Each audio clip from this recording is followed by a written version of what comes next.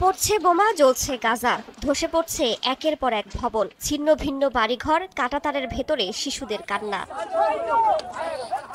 Israeli বর্বরতায় ৩৬৫ বর্গ আয়তনের গাজা এখন নিশ্চিহ্নের পথে।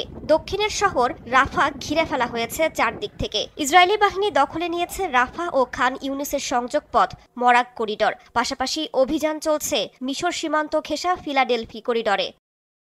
মৃত্যুপুরী গাজায় হামলা আরও জোরদারের প্রস্তুতি নিচ্ছে ইসরায়েলি বাহিনী। ইরানি গণমাধ্যম প্রেস টিভির খবরে উঠে এসেছে এমনই তথ্য।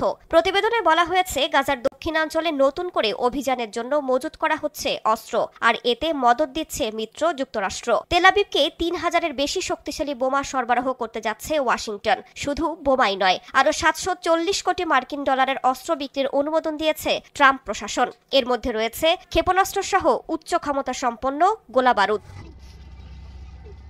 এদিকে নাম প্রকাশে অনিচ্ছুক এক ইসরায়েলি কর্মকর্তার বরাতে ইরানি গণমাধ্যমটি আরও জানায়, অল্প কিছুদিনের মধ্যে ১০,০০০-এর বেশি বোমার চালান ইসরায়েলে পাঠানোর পরিকল্পনা রয়েছে যুক্তরাষ্ট্রের। এগুলো MK-84 সিরিজের বোমা। এছাড়াও থাকছে প্রায় ২,০০০ পাউন্ডের গোলাবারুদ।